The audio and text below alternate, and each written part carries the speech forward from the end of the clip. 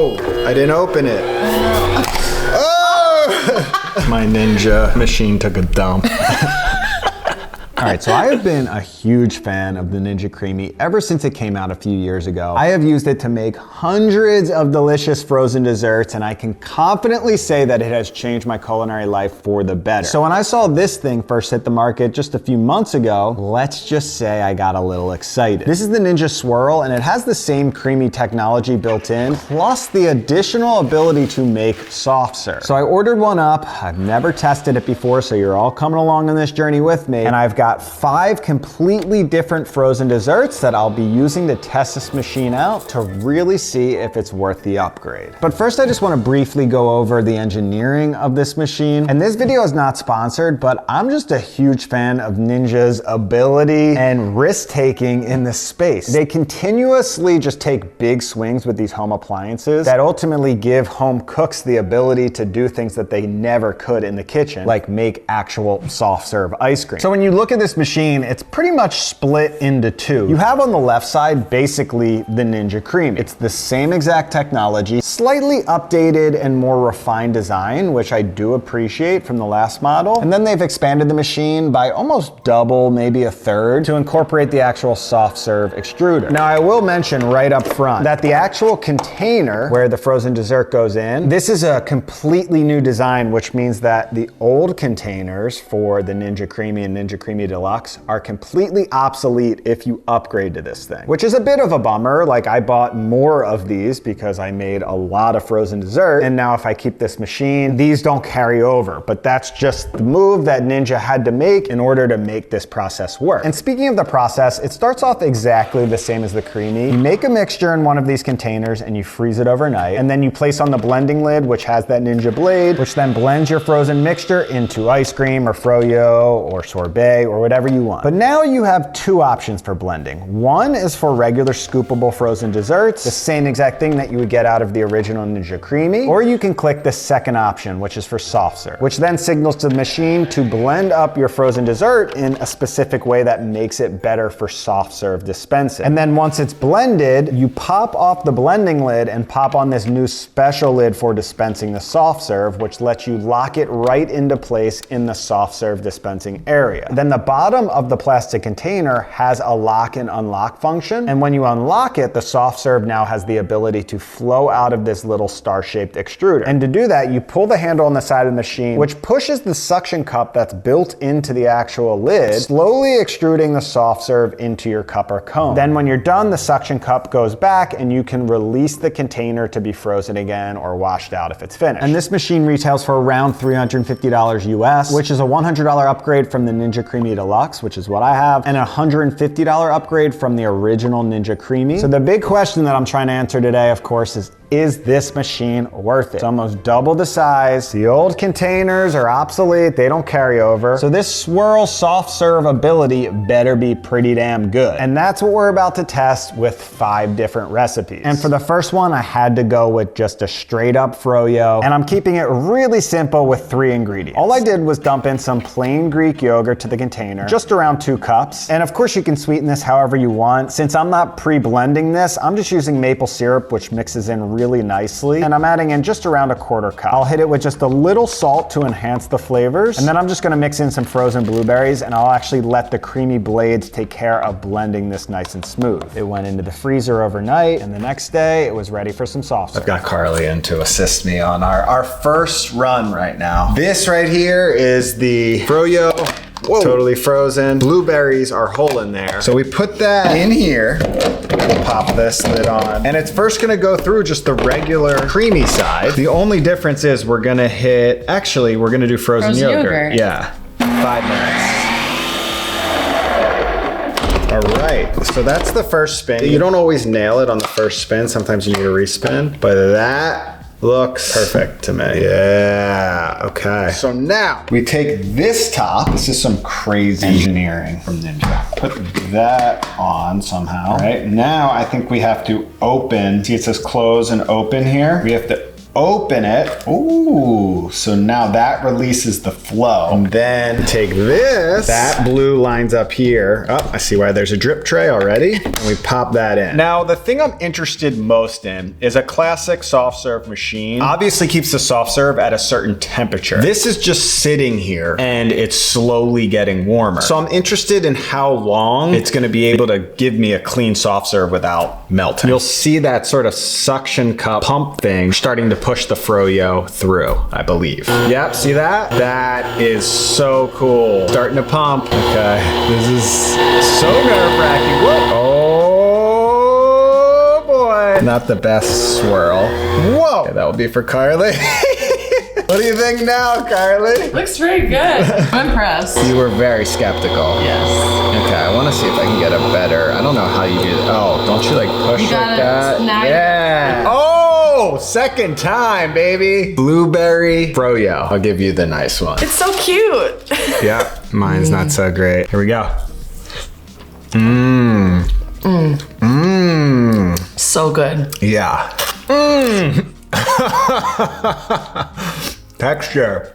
I hope you leave this in the studio so we can use it. This is a all studio summer. machine. It is great. So good. Texture's amazing. Yeah, it's amazing. First spin straight out of this thing, it's perfect. Now this is obviously melting, so I want to test how long that can sit in there. Yeah. Because it seems like it's got to be kind of a quick dispensing. Like, let's try it right now because I'm already done with that. If like somehow Ninja could figure out how to refrigerate this area, that would be insane. Second push and it's still good. Yeah. The other thing is, oh my God, it's really kind of just single double serving. Like if we made a huge ice cream cone, it's probably 2 or 3 ice cream cones, cups of ice cream. My kids are gonna lose their shit with this. It's so good. Such a treat. I'll give Cooper one. I was gonna say, can I try to extrude it? Yeah. Do you have experience? Extruding experience? No. Okay. Of all my working experience, I've never worked with ice cream. It's a nice feeling, don't you think? Coming out. Oh, you're going for the spin. Yeah, I'm going for the spin. Oh, you're going for it. Oh God. All right. Yeah, not bad. Not bad. We'll give that to little ice cream for Cooper. It's still very much holding its form. Yeah, definitely. Like you would get it from an ice cream shop. And I am most impressed about that because I didn't know if it's gonna come out liquidy or whatnot. So I'm curious to see. We're pretty much, I mean, we've got maybe like one more or two. ice cream. Yeah. I'm also curious to see how, textures and types of ice cream you're making. I'm curious. That's why we're testing 5 total. Yeah. So next up, I wanted to try a frozen dessert that uses a banana base. And I made the measurements for this one as simple as possible. 2 ripe bananas go in, followed by a 1/4 cup of coconut powder, 1/4 cup of coconut milk, 1/4 cup of almond milk, and a 1/4 cup of maple syrup. I hit it with a little salt to bring out the flavors, and I'm pre-blending this one up to make sure I really incorporate that cocoa powder nice and smooth. And I totally forgot the vanilla extract. It's fine without it, but it does add a nice little touch to round out the flavors. And this base was tasting very nice, so I've got high hopes for the swirling. So, chocolate going in. Would we consider this ice cream or light ice cream? I would say it's light ice cream. Yeah. Because it's banana, I wouldn't say it's quite the creamy fit. Creamy fit is like the protein shit. It's gonna be like the peanut butter one. Yeah. Soft serve, light ice cream. All right, let's see how this came out. I might have let that one sit at room temperature a little too long. I don't love the look of it, but should be fine. A little more loose than I wanted, but we'll try it. All right, put this blue top on. Okay, and then pop this in here, and then we will open it.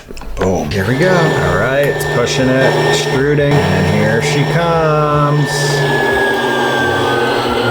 Okay, yeah, that one's a little bit more loose. We're just gonna hit it with some coconut. Oh yeah. Yum. Yum, yum, yum. Definitely much softer looking. Yeah. Much softer. Much softer. Like the texture isn't nearly as good. No. It needs to be firmer. Yeah. I probably need to let it come right out of the freezer. I let that sit for way too long. Yeah. In the frost. It like tempered before you spun it. Yeah, that's my bad. I mean, it's delicious, but this one to me tastes and feels like a smoothie. Yeah, you don't really get the soft serve. That tasted like froyo. Yeah, you could just play with the amount of fat. That's why we're testing all of these today. But it is chocolate delicious banana ice cream. Next up, I wanted wanted to try out a simple fruit whip, and I'm just using 2 ingredients. So I had some frozen peaches that I defrosted. This summer we cooked down some fresh peaches with a bunch of sugar, so the sweetener is already built in. You could use a can of peaches and you get the same exact effect. And I have a can of coconut cream, and I'm really just focusing on the solid cream here so I can actually get a nice peaches and cream effect. I'll blend that up with my immersion blender, and this was already looking pretty creamy and tasting great, so I had high hopes.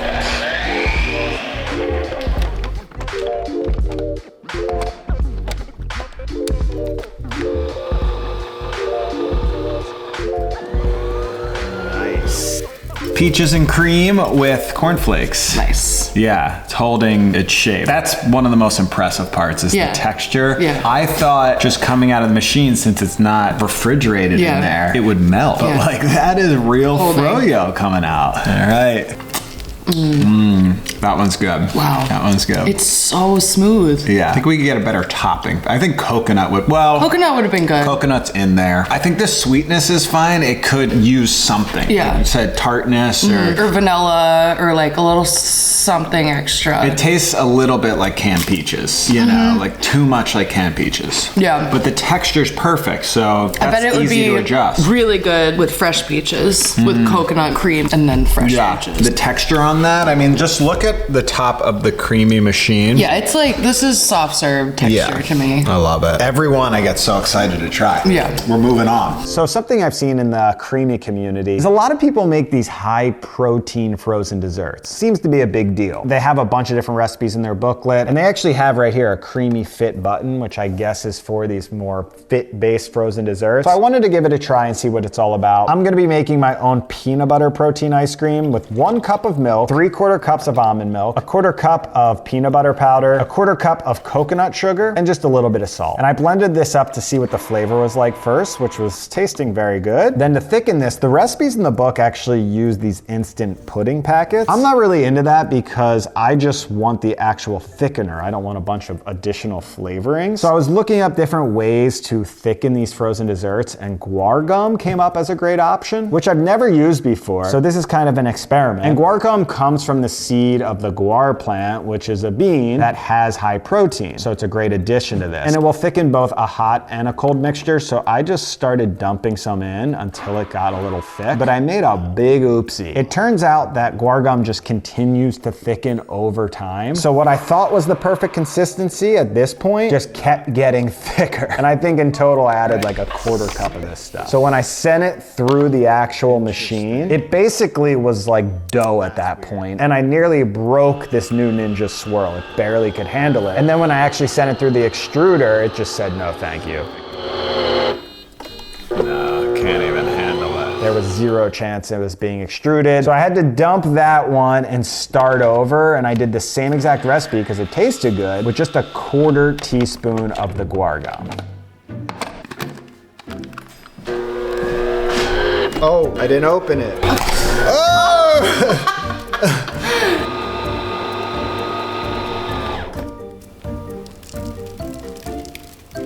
This is why they give you the drip tray. Yeah. I didn't unlock this and it just built up. I'm like, why is it not coming out? So this one is too soft, like right off. I don't know why. Maybe a little more guar gum. Maybe it didn't need the creamy fit. Maybe it needed like light ice cream and it over blended. Yeah. I have a feeling it's gonna be good, but texturally, it looks better than the banana one though. More solid. It looks exactly like a Wendy's Frosty. Yeah. Like same texture. Too soft, but delicious. So good. So tasty. Yeah, recipe spot on, but texturally. Yeah, it's like icy, like a smoothie. Yeah, so that's interesting. Maybe some more guar gum? I think definitely we like hit the too much and this is not enough. Just like a little bit more though. I don't feel the texture of the guar gum, which is nice because I really don't like that. Yeah. But it's not thick enough. Not enough. This is so good though. Yeah, if we can get the texture right on that. Moving on to just ice cream, soft serve ice cream, which I'm probably the most interested in.